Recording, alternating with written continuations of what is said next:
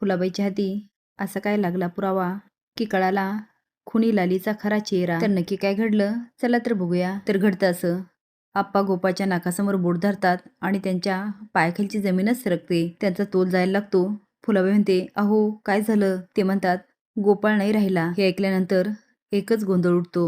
डिंपीला संशय येतो की लाली काहीतरी बघणार, म्हणून ती लालीला पकडते आणि बाहेर घेऊन जाते आणि कसं बोलायचं, काय बोलायचं हे समजावून सांगते. पण लाली मात्र खूप रडत असते आणि म्हणते, माझा नवरा.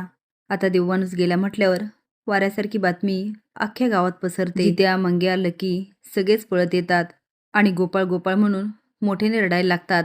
गोपाळला बाहेर आणलं जातं आणि फुलाबाई खूप रडत असते. गोपाळच्या डोक्यावरून हात फिरवत म्हणते, माझा लेक गोपाळ. आत्या, रंजे, बघ ना गोपाळला काय झालं, तो काहीच बोलत नाही. पण आजी म्हणते, बरं झालं एकदाचा मेला, आता गावाची हिडापिडा जाईल. यासनी काय झालं काय ती बोंबलायला, माझ्या तर मनासारखंच झालं. त्यामुळे आजी अगदी थाटात बसलेली असते आणि फुलाबाई म्हणते, मेला आता तो, जा या लवकर जाळून. लाली गोपाळ हलवत म्हणते, अहो उठा ना, उठा ना, माझ्यासाठी उठा ना. आप्पा म्हणत असतात, ए गोपाळ उठणारे, काय झालं? हा गोंधळ चालू असताना फुलाबाई गोपाळच्या अंगावरून हात फिरवत असते आणि अचानक तिच्या हाताला रक्त लागतं. तिला आता संशय येतो आणि ती म्हणते, रगत म्हणजे गोपाळवर कुणीतरी वार केला. ती आता समोर बघते तर मिरच्या कुटायचं दांडा उभा असतो. फुलाबाई निरखून बघते तर त्यालाही रक्त लागलेलं असतं. ती आता पटकन उठते आणि दांडा हातात घेते आणि मोठ्याने ओरडते, माझ्या लेकाचा कुणीतरी जीव घेतलाय. हे ऐकून डिंपीच्या पायाखालची जमीनच सरकते. तिचे डोळे मोठे होतात. लाली शॉक होऊन बघते, पण तिला पण गोपाळबद्दल खूप वाईट वाटत असतं. फुला म्हणते, लाली तूच मारलास ना माझ्या लेकाला? आता फुला धावतच जाते आणि लालीचा हात ओढते आणि म्हणते, बोल ना, तूच मारलास ना माझ्या लेकाला? लाली मात्र काही बोलत नसते. लकी म्हणतो, फुला काकी अगं हे काय बोलतेस? लाली वहिनी कशाला मारील गोपाळला? तो तर तिचा नवरा होता. आप्पा म्हणतात, ए फुले शांत हो. आणि काय ग, कशावरून लालीने मारलं? फुला म्हणते, मिरच्या लालीच कुटत होती आणि आपण सगळे ऋतिक आणि हौसाला घेऊन दवाखान्यात गेलो होतो आणि हे बघा ह्याला रगत लागलेलं आहे. मग हिने खून नाही केला तर कुणी केला? आजी मानाला म्हणते, बरोबर आहे, हिनंच मारलं असणार. या दोघा नवरा बायकोचं ना नक्कीच काहीतरी चालू होतं, नक्कीच काहीतरी शिजत होतं. फुले मी तुला सारखी सांगत होते पण तू विश्वासच नाही ठेवला. रंजी म्हणते, बाई हिच्यावर तर मला पहिल्यापासून संशय होता. मला तर वाटतं माझ्या श्यामीला पण हिनेच मारलं असणार. जिते म्हणतो, काय काय बोलताय? लालीवहिनी कशाला मारील?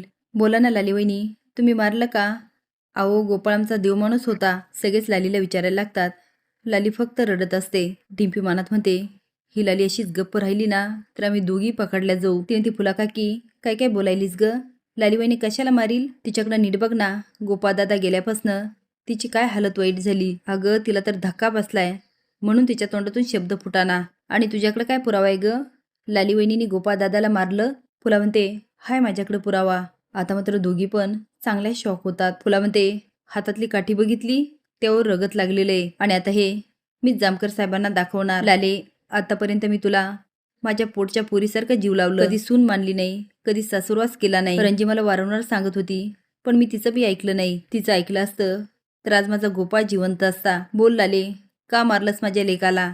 लाले म्हणते, आत्याबाई पण तिचं तत होत असतं. तेव्हा डिंपी ओरडते, गबासा काय काय बोलायल्या? लालीवहिनीची अवस्था तर बघा. आता लालीला आठवतं त्यांच्यात आणि गोपाळमध्ये झालेली झटापट. गोपाळ उर्फ देवीसिंग हा दोघींना पण मारत असतो आणि स्वतःला वाचवण्यासाठी ते त्याच्यावर हल्ला करतात आणि त्या नादात लाली काठी मारते आणि देवीसिंग कोसळतो. लाली पटकन म्हणते, मी मुद्दाम नाही. पण डिंपी मात्र मध्येच उडी घेते. आता बघूया डिंपी लालीला वाचवते की लालीला गुंतून ती आणि देवीसिंग फरार होतात. असेच नवीन अपडेट जाण्यासाठी लाईक आणि सबस्क्राईब करा. धन्यवाद.